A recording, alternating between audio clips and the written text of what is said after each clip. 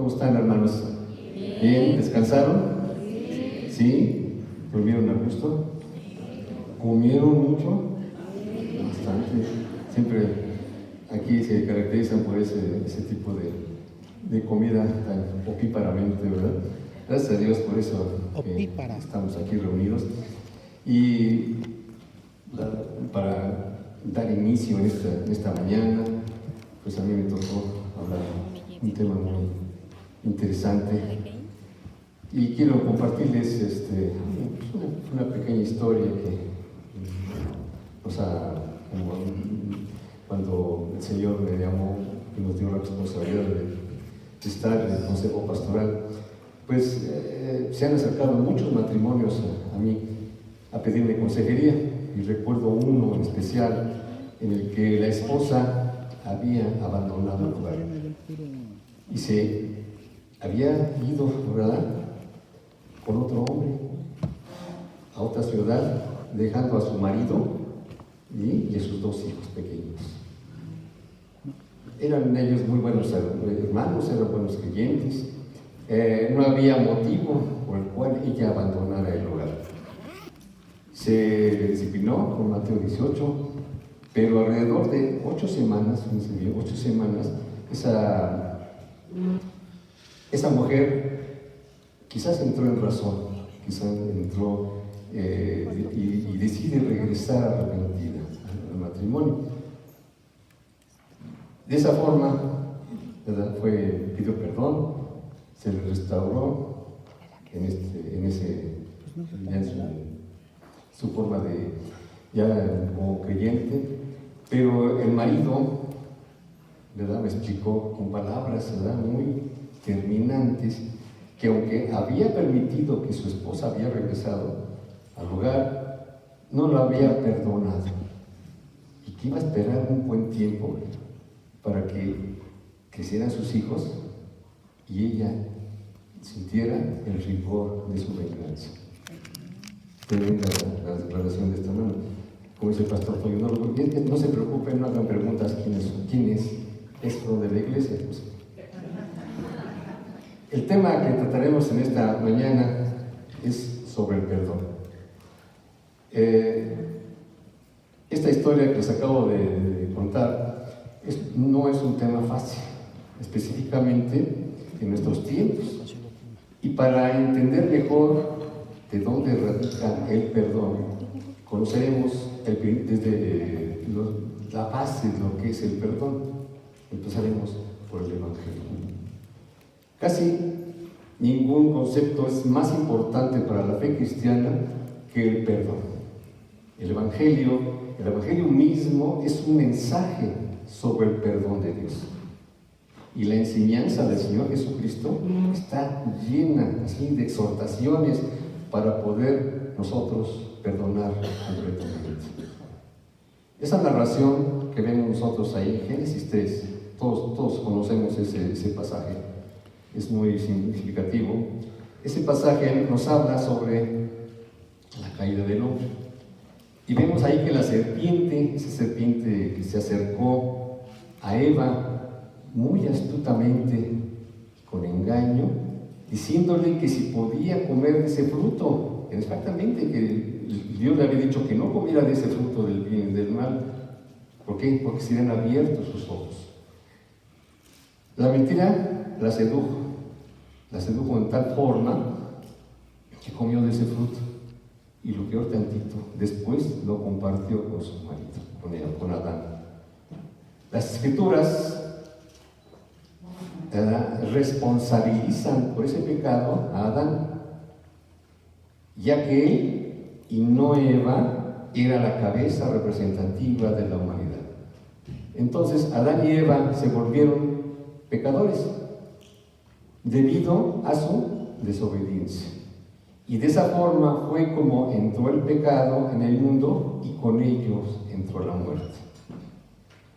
Las consecuencias generalizadas y devastadoras del pecado pueden resumirse en una sola palabra. ¿Saben cuál es? Muerte.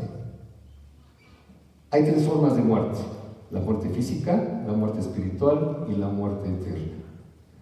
cuando Adán y Eva pecaron, la muerte física no tuvo lugar. ¿Por qué?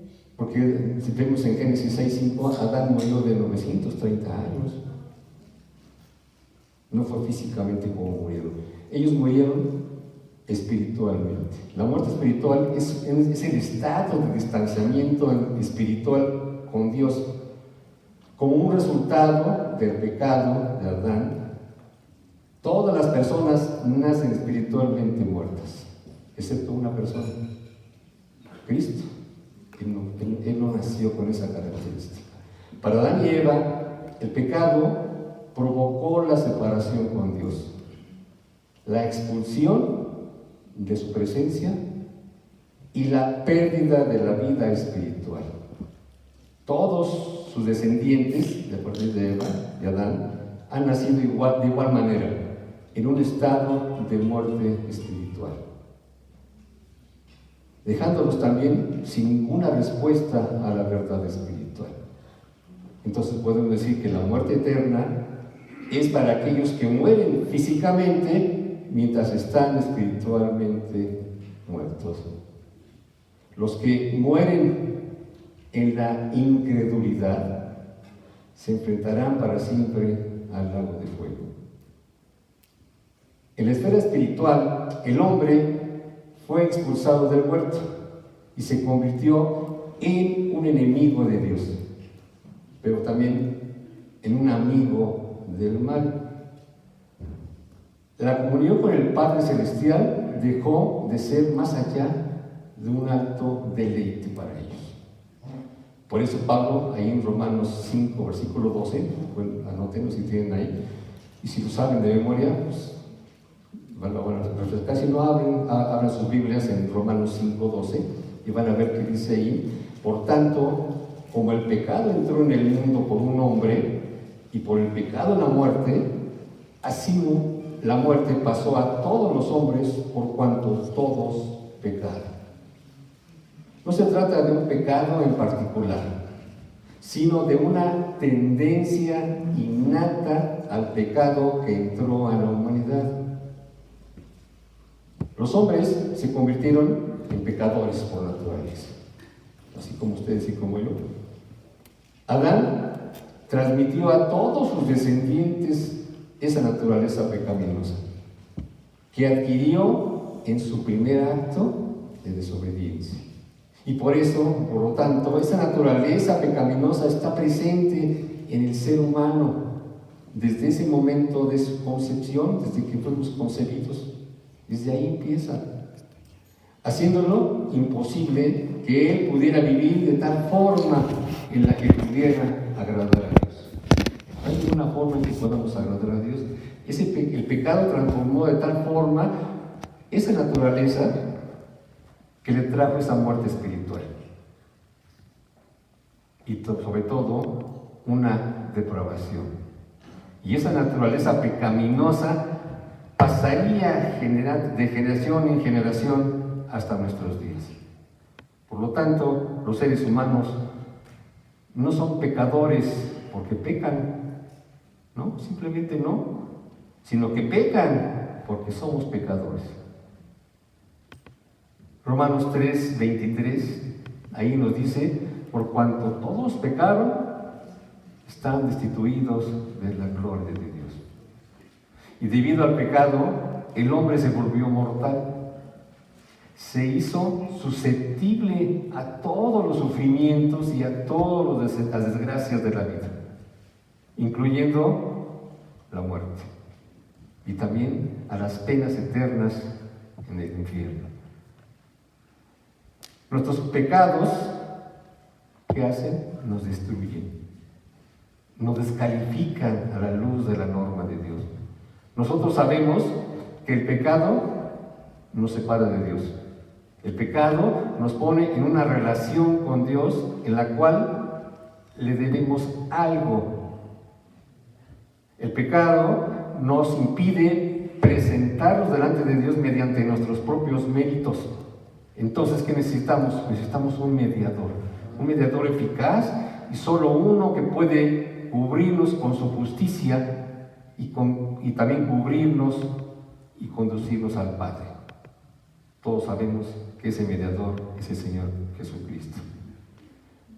Pablo, ahí en 1 Timoteo 2, ahí nos dice, porque hay un solo Dios y un solo mediador entre Dios y los hombres. ¿Quién es? Es ahí, Jesucristo hombre, el cual se dio a sí mismo en rescate por todos, de lo cual se dio testimonio a su debido tiempo. Cristo, siendo Dios, se hizo hombre para morir en la cruz, y en lugar del pecador, para perdonar, fíjense bien, perdonar sus pecados y darles vida eterna, porque no hay nada que el pecador pueda hacer para ganar su salvación. Necesitamos ese mediador.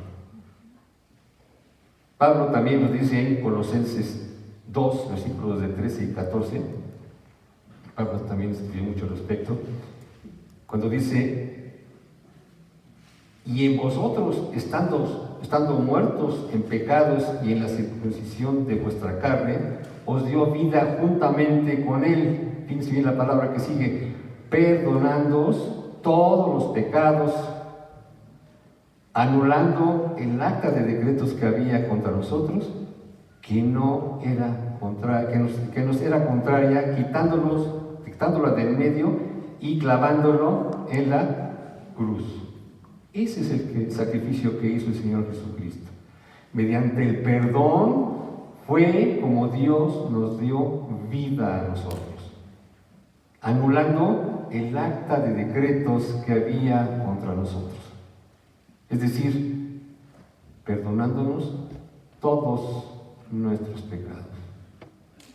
Entonces podemos decir que el perdón es la cancelación de una deuda. Todos los pecados de los creyentes fueron clavados ¿en dónde? En esa cruz. Fuimos perdonados. Ese es, hermanos, es el principio del perdón. El perdón podemos definirlo como, según el diccionario, dice que es la acción de perdonar. Ah, caray, nos sacamos de dudas, ¿verdad? ¿Sí? Pero entonces, ¿qué es perdonar? Perdonar es la acción, es una acción, es un verbo. Hay que llevarlo a cabo. Perdonar es la acción de liberar a alguien de una obligación para con uno mismo, que es el resultado de una mala acción que lo dañó. ¿Complicado? El concepto a veces es medio complicado. También perdonar es complicado. Por ejemplo, si a alguien se les presenta o alguien les da una cantidad de dinero a otra persona, muchas dicen, no, pues préstame un dinerito, porque voy a pagar aquí una deuda que debo. Y cuando ésta paga lo que le prestó, esa deuda queda ya cancelada. Podemos decir entonces que la deuda ya se canceló, porque yo presté un dinero y este dinero me regresó y está cancelada esa deuda. Así es el perdón. Y esa acción es una decisión voluntaria. Nosotros decidimos perdonar. Es nuestra decisión, pero a veces nuestra constitución pecaminosa, ¿qué hace? Negarnos, decimos, no lo perdonas.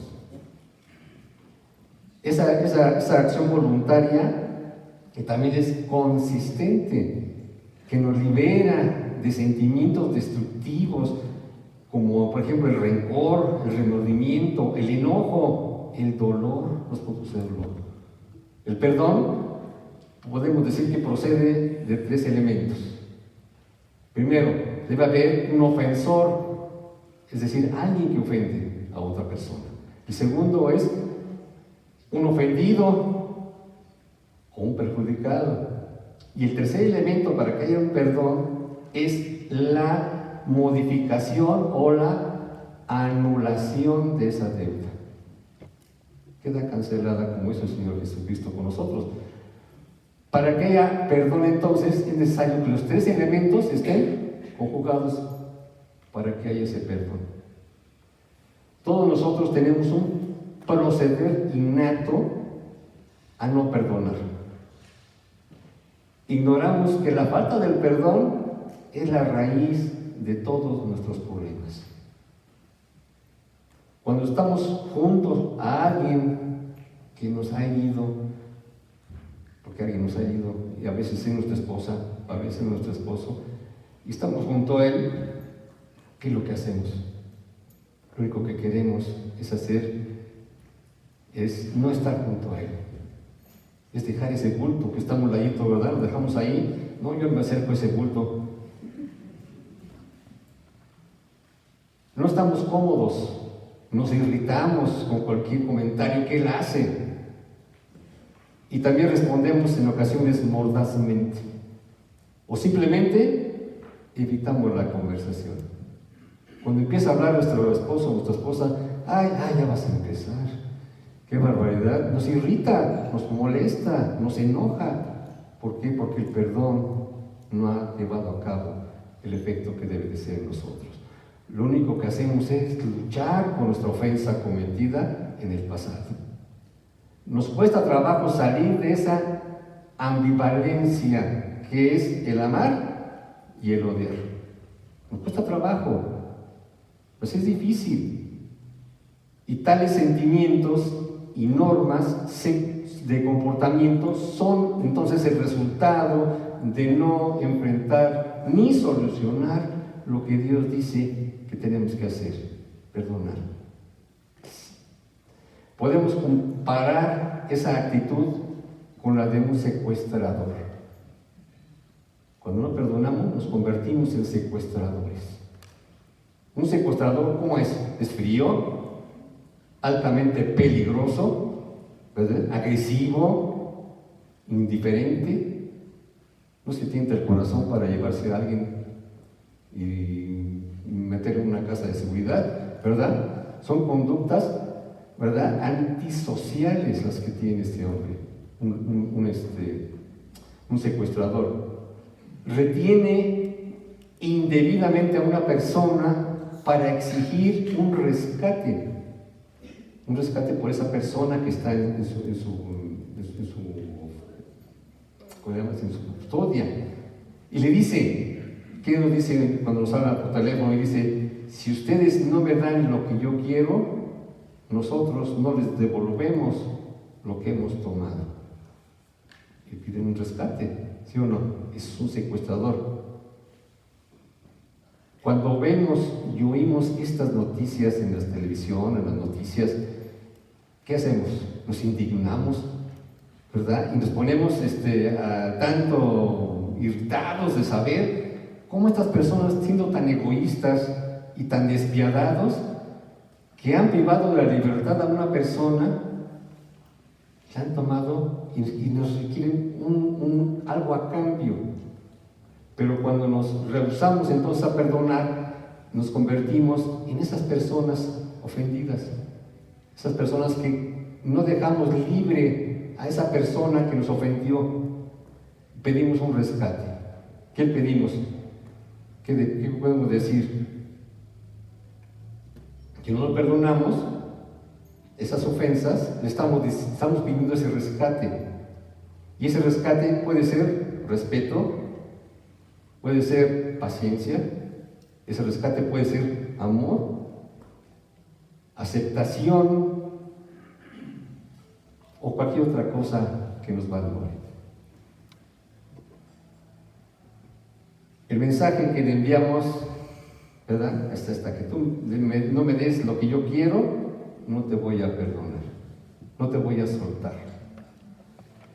Es como si estuviéramos tomando un veneno y esperamos, ¿verdad?, que ese veneno el otro muera y no nosotros.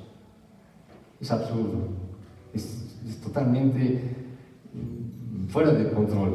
Entonces, si volvemos a nuestra definición que vimos anteriormente sobre el perdón, podemos ver que el elemento que falta para perdonar, hay un ofendido y un ofensor. Lo que falta es la cancelación de esa deuda. La persona que se niega a perdonar, se niega a cancelar esa deuda.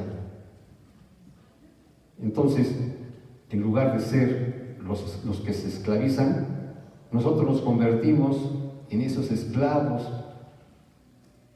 que no perdonamos. Es al revés. Las personas que tienen un espíritu que no perdona se convierten simplemente en unos perdedores. Y mucho más sobre aquel con quien está uno enojado. ¿Qué pasa cuando nos aman? Hay un dicho que dice, si te enojas, el que se enoja, pierde. Nos enojamos, perdemos. La falta del perdón, por su propia naturaleza, ¿qué hace? Impide avanzar en muchas disciplinas espirituales. Muchos se acercan, por eso les digo, se acercan aquí y me dicen, es que ¿por qué no avanzo? ¿Por qué no entiendo? ¿Por qué no voy a estudios y no entiendo lo que pasa? Tu rencor lo tienes en el corazón, no te deja avanzar, no te deja avanzar libremente porque estás esclavizado hacia ese pecado. Pablo también nos dice en Gálatas 5, versículos 16 al 17, habla al respecto. Fíjense bien cuando dice Gálatas 5, versículo 16, cuando dice ahí, digo pues, andad en el Espíritu y no satisfagáis los deseos de la carne. Fíjense bien, versículo 17, porque el deseo de la carne es contra el Espíritu, está en lucha constante. Y el Espíritu es contra la carne, y estos se oponen entre sí para que no hagáis lo que quisierais. Es una lucha constante, por eso no avanzamos espiritualmente, por eso no entendemos cuáles son las instrucciones que el Señor tiene para nosotros. Y fíjense bien cuál es el resultado de caminar en la carne. Ahí mismo el versículo 18 dice, pero si sois guiados por el Espíritu, no estáis bajo la ley.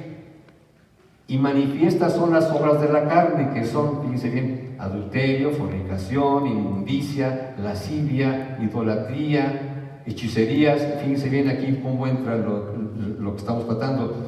Enemistades, pleitos, celos, iras, contiendas, disensiones, es decir, desacuerdos, herejías, envidias. ¿Qué hace cuando no perdonamos? Todas esas que acabo de mencionar ahorita. Pero pensemos en alguna experiencia que hayan tenido ustedes. En la última vez que alguien los haya herido, en quien nos haya perjudicado en alguna situación, o nos haya tomado algo que nos pertenecía y ya sea un bien o una oportunidad. Pensemos un momento en eso. Siempre hay alguien al cual lo tenemos como preso. Podemos independientemente después decir, sentimos deseos de hacer algo bueno por la persona que nos hizo eso, o consideramos tomar venganza. ¿Pensamos responder con gentileza o darle un discurso violento? ¿Sentimos deseos de ceder y aceptar la situación o queremos luchar por nuestros propios derechos? ¿Qué es lo que le sale primero a la mente cuando alguien nos hirió? Por supuestamente, ¿verdad? Nos identificamos con las segundas opciones, ya que son las respuestas cuando alguien nos ha herido y quiere sacar ventaja de alguna situación. Es cuando deseamos retener prisionera a esa persona que nos ha ofendido. No tenemos ni gozo, ni tampoco paz, no somos pacientes, ni bondadosos con esas personas que nos hacen mal. Una persona que no perdona no está capacitada para caminar en el Espíritu. Y las consecuencias de una vida así son devastadoras. Gálatas 5, Gálatas 6, versículos 7 y 8, aquí Pablo nos dice que no os engañéis, No estén confiados, no se engañen ustedes mismos. Dice aquí, Dios no puede ser burlado. Todo lo que el hombre sembrare, eso también segará. Porque el que siembra para la carne, de la carne segará corrupción, mas el que siembra para el Espíritu, del Espíritu segará vida eterna. Aquí Pablo no está hablando del infierno, está hablando de las consecuencias terrenales. Eso es cuando no perdonamos, las consecuencias que tenemos. Si una persona, ya sea cristiana o ya sea inconversa, toma decisiones y de acuerdo con sus impulsos, con esos impulsos naturales como ser humano y pecadores, el resultado siempre va a ser corrupción y una vida destruida y también arruinada. Esas son las consecuencias que vamos a tener. Entonces, aquellas personas que no captan el concepto del perdón, deciden caminar de acuerdo con la carne. Estas personas son unos perdedores, como hemos dicho antes. No expresan ese fruto del Espíritu. Todos conocemos cuál es el fruto del Espíritu. Ahí en Gálatas también dice, ¿cuál es? No experimentamos amor, ni gozo, ni paz, ni paciencia, benignidad, bondad, ¿qué más? Fe, mansedumbre y templanza. Porque la ira nos hace sacar todo eso malo que tenemos. Una persona que no perdona entra entonces en un juego de espera. Se sienta a esperar, como cuando vamos al médico. Una persona que no perdona generalmente espera que la otra persona haga la restauración de esa ofensa, convirtiéndose en egoístas, soberbios. Y en ese preciso momento, en ese proceso, se pierde mucho tiempo, generando nuevas normas de comportamiento y también procesos de pensamiento. Pensamos tantas cosas incorrectamente que dañan nuestra relación con nuestros hermanos, incluso ahorita con nuestros cónyuges. A mi esposo no le voy a perdonar que me haya dicho que estoy gorda. A mi esposa no le voy a perdonar que me sirva la sopa caliente. Me gusta tibiecita. Si se trata entonces de perdonar, entonces van a hacer que su crecimiento personal, espiritual, dependa de la decisión de la persona que lo ofendió. Se sientan a esperar a que la otra venga y diga, ay, perdóname porque te dije gordita. Ya no te voy a decir nunca gordita. No es esa la situación. Esas personas están jugando a ese juego de la espera. Y dicen, si tan solo él se disculpara por decirme que estoy gordita, si tan solo eso están esperando a que el otro se arrepienta, el otro ni se va a acordar. Si tan solo ella me sirviera esa sopa así tibiecita y no me quemara yo la lengua, entonces, pues siéntate, porque vas a estar esperando por mucho tiempo. No.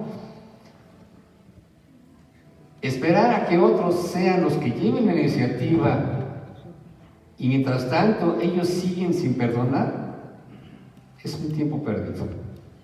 ¿Qué produce? Amargura. Van directo a esa amargura, porque los va a consumir ese deseo que no va a salir nunca. La amargura es un sentimiento de frustración, es un sentimiento de resentimiento, de tristeza y también de rencor. Muchas veces la amargura está llena, o está ligada más bien a nuestra incapacidad de perdonar y también de ser perdonados. Es un factor corrosivo, así como ¿cómo se llama? Cuando un metal se empieza a corroer, se empieza a oxidar, así se corroe. Y también es culpable que nos de que nos prive de esa paz y de esa tranquilidad que destruye nuestras relaciones. La amargura no se produce automáticamente. Nada más porque me dijo que estaba gordita, ya me ofendí, ya me voy a amargar. No se produce automáticamente cuando algo nos ofende, sino que es una relación pecaminosa que tiene un proceso, va poco a poco avanzando, como la oxidación. Si no perdonamos de inmediato esa ofensa, sino que al contrario, la digerimos en nuestras emociones, entonces esa ofensa se convierte en una ira, un enojo, y también nos produce dolor, nos va corroyendo, y después pasará a convertirse en odio, y ese odio se convertirá entonces en la amargura. ¿Ven todo ese proceso? Es poco a poquito. La amargura es difícil de detectar. Podemos estar aquí puede haber muchas personas que estamos bien y puede haber personas amargadas.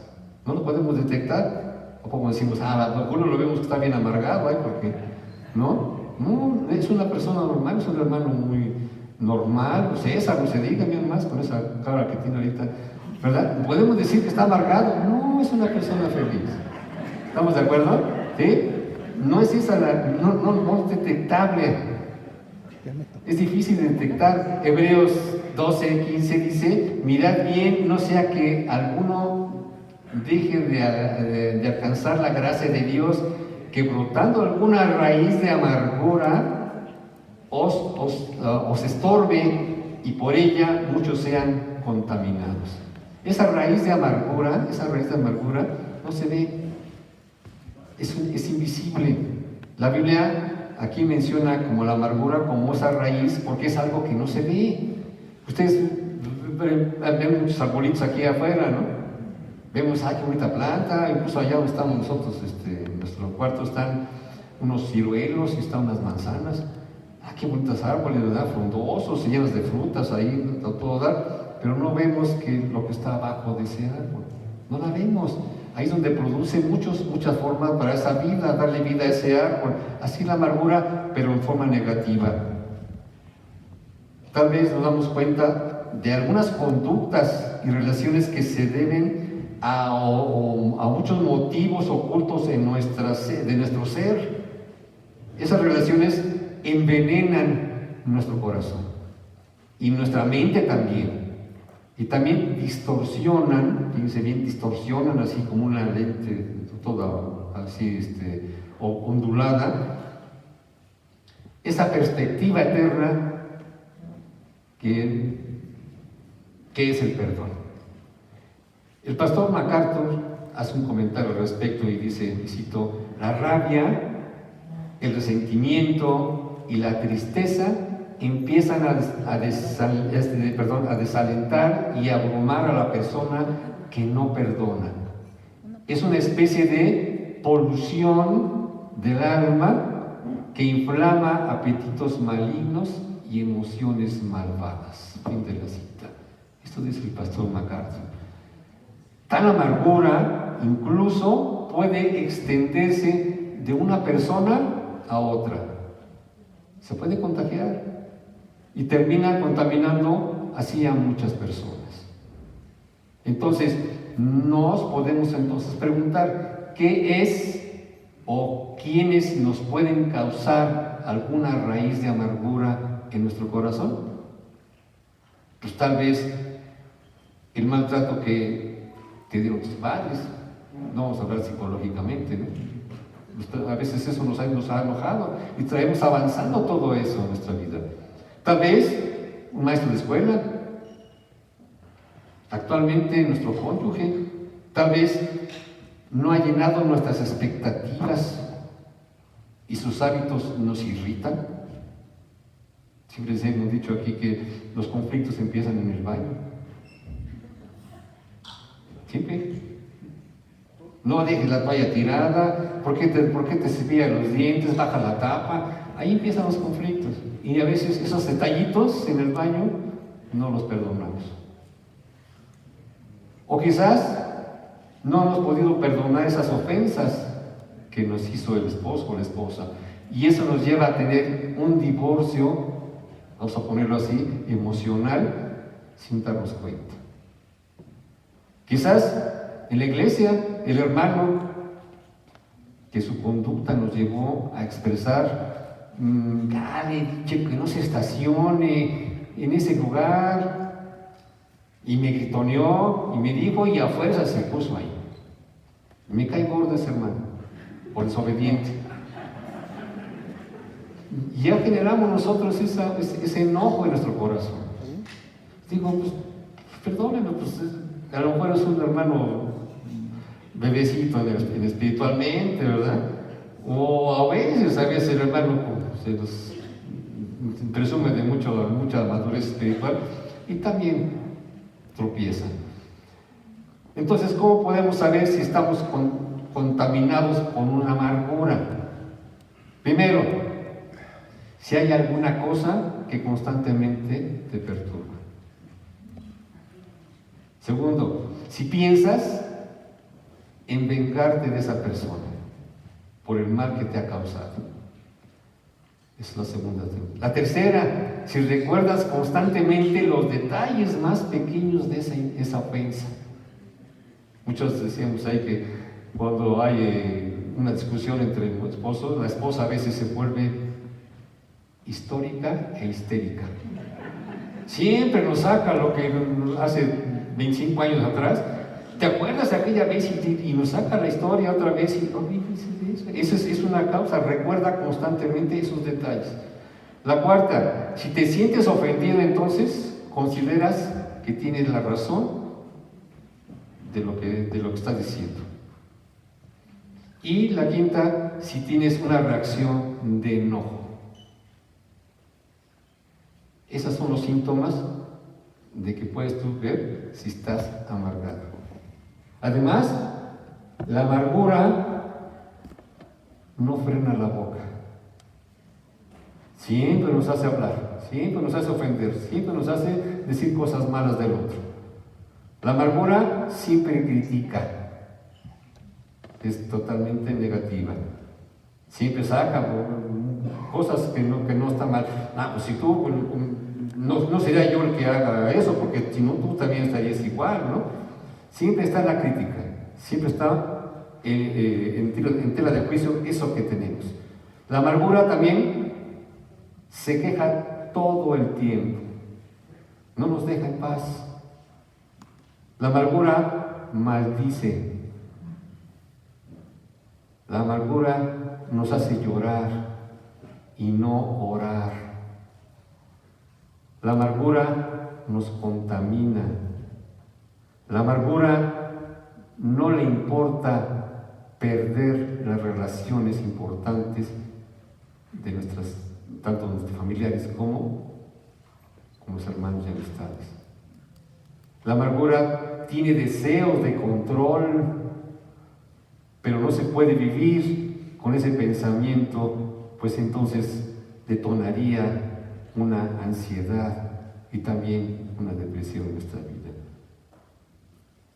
Es totalmente perjudicial para nuestra vida. Pero el único medicamento para curar es la amargura. ¿Saben cuál es? No la venden en la farmacia de San Pablo ni nada de eso. La venden en nuestro corazón. Es el perdón. Es liberar a esa persona que nos ha ofendido. El perdón es un acto saludable, benéfico, es virtuoso y libertador. El perdón ya no nos hace sentir ese dolor, ¿verdad?, que nos causa esa ofensa. Nos cura. El perdón nos provoca gozo. Trae paz a nuestro corazón. Pone en movimiento todas las virtudes del amor más sublimes que pueda haber.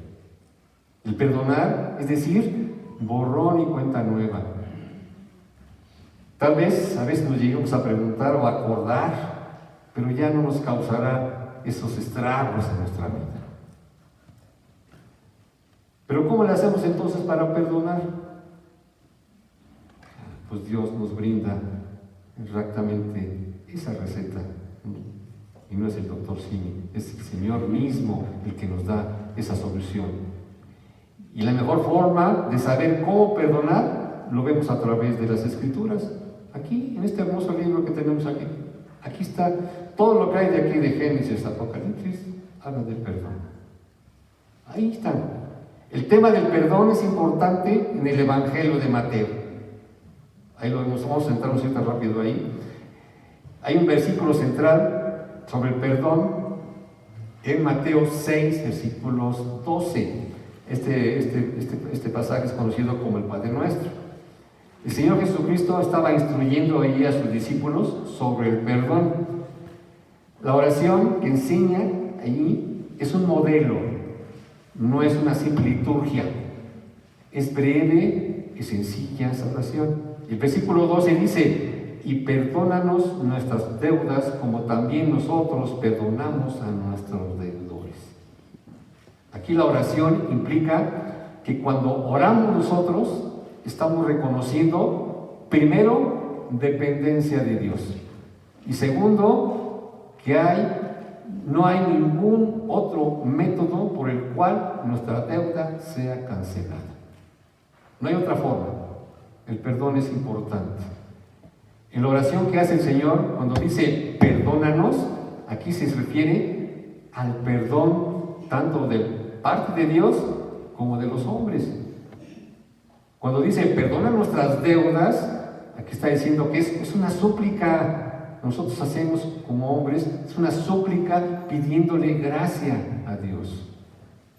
Y cuando dice como también nosotros perdonamos a nuestros deudores, aquí se está refiriendo a que nosotros también tenemos que cancelar, tenemos que borrar, dar por terminada con quien esa deuda tenemos. Y para que el perdón a nuestros semejantes pueda ser verdadero, debe otorgarse con sinceridad, también con gusto, generosamente y con un carácter final, no a medias. Debe ser final, debe ser rotundo, no con el espíritu de, bueno, te perdono, pero te digo que no, esto que me hiciste nunca te lo voy a perdonar. Eso no sirve, eso no es cierto, eso no están perdonando, están condicionando a la otra persona. La práctica del perdón es esencial para el crecimiento espiritual de todo creyente. Todos nos consideramos creyentes aquí, somos cristianos. ¿Alguien que no sea? No, ¿verdad? Hasta les dio miedo. Un cristiano nunca será semejante a Cristo hasta que practica el perdón. Nunca. Es imposible que alguien tenga comunión con Dios mientras guarda mala voluntad en su corazón. Pero, ¿qué pasa si nos podemos preguntar si alguien reincide otra vez, cuando perdonamos a esa persona, si alguien reincide otra vez en ofendernos? Sin duda, aquí la cuestión de las relaciones personales entre los dos creyentes es un área muy difícil de confrontar. Nos podemos preguntar entonces, ¿el perdón del cristiano es una opción o es una necesidad? ¿Ustedes qué creen? ¿Es necesario o es una opción? Es una necesidad. El Señor Jesucristo mismo nos dice ahí en Mateo 18, cuando habla de la disciplina, ¿verdad? Cuando dice, entonces se le acercó Pedro y le dijo: Señor, ¿cuántas veces perdonaré a mi hermano que peque contra mí? ¿Hasta 7? Jesús le dijo: no te digo hasta 7, sino hasta 70 veces 7. Pedro aquí anticipadamente ve que la necesidad del perdón en el mandato de nuestro Señor lo estaba reconociendo. Anteriormente Jesús les había dicho que el ofendido tenía que ir con el ofensor para arreglar el problema que había entre las dos personas. Y si ganara, y si lo oyera, ya había ganado un hermano. Y si había ese perdón, entonces si no había ese perdón, entonces tenía que regresar con 2 o 3 testigos. Y si no había arrepentimiento, lo tenía que decir a la iglesia. Y si la iglesia no le hacía caso, entonces lo tuviera como gentil y publicano. Pero aquí, por eso Pedro le formula esa pregunta al Señor Jesucristo cuando dice: ¿cuántas veces perdonaré a mi hermano que peca contra mí?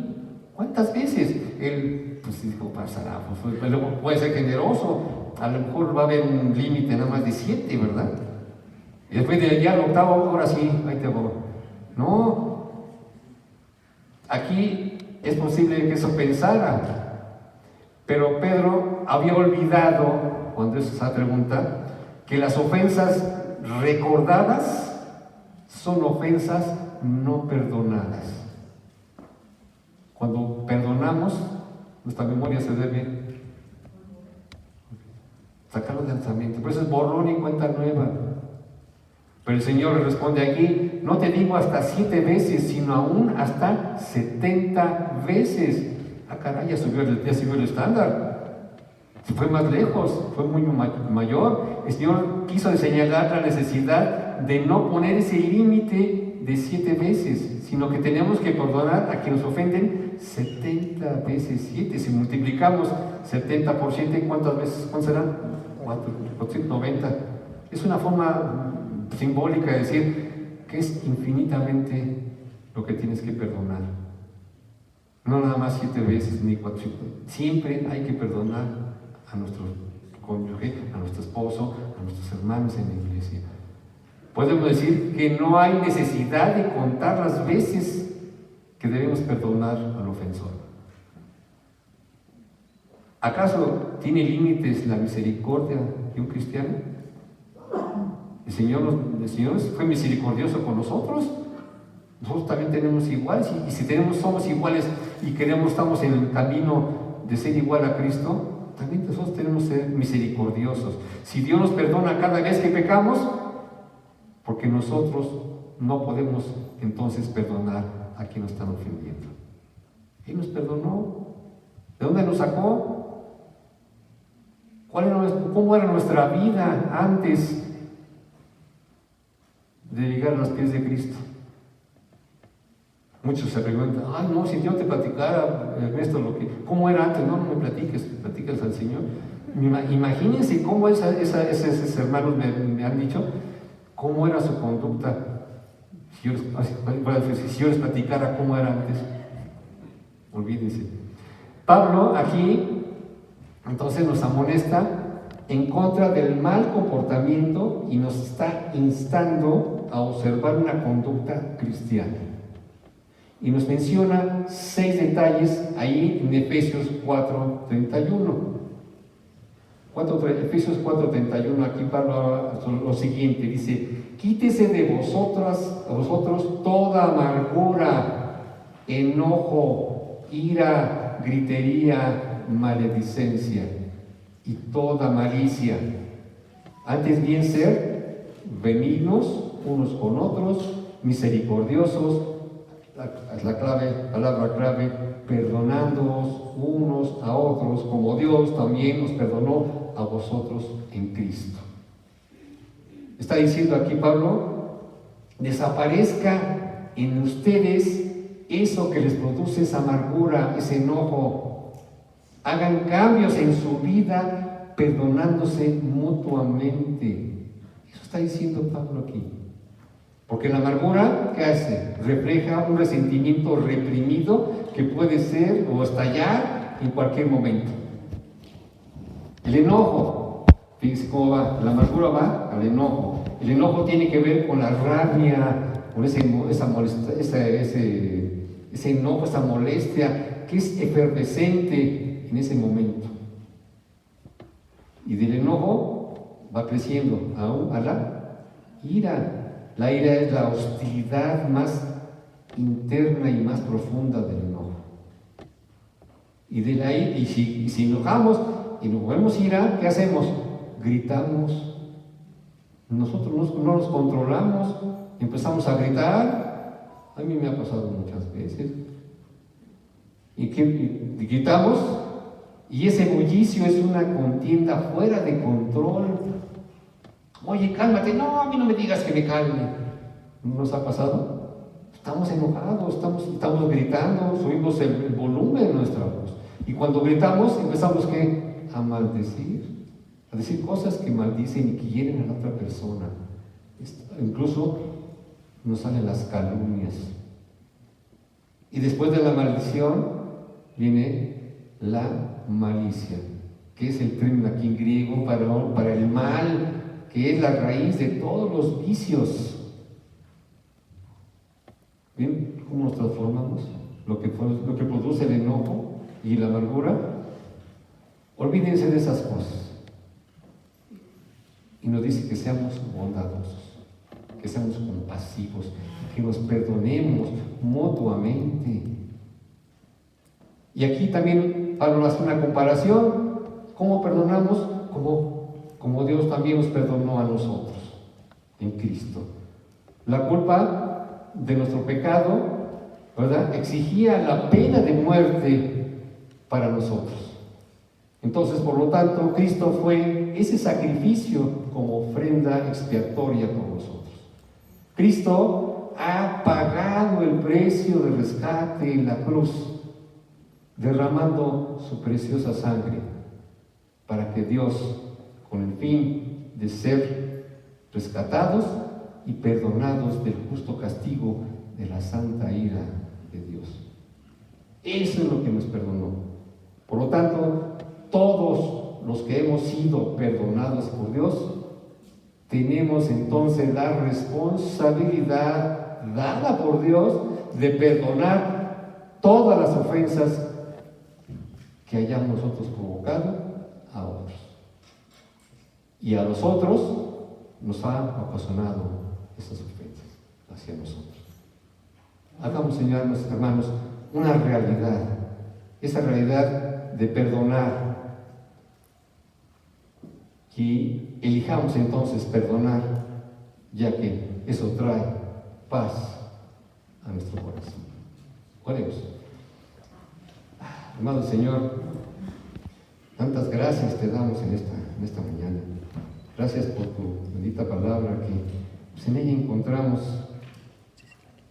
la forma en que nosotros podemos perdonar a todas aquellas personas que nos ofenden. Nuestra oración, Padre, es que seamos obedientes a ellas, que todos estos matrimonios que estamos aquí reunidos practiquemos el perdón mutuamente, tanto como matrimonio como para los hermanos con los cuales convivimos. Y Señor, que ese perdón sea como una obediencia a lo que tú tienes en tu palabra, y podamos también reconocerte y ver cuando perdonamos a tu Hijo Jesucristo en nuestras palabras cuando ofrecemos ese perdón. Permítenos orar y darte las gracias, y que pues podamos siempre darte a ti la honra y la gloria por siempre. Amén. Hermanos, pues muchas gracias. Esperemos que nos hayan dormido. Y pues hagan ustedes estómago, porque todavía falta la comida.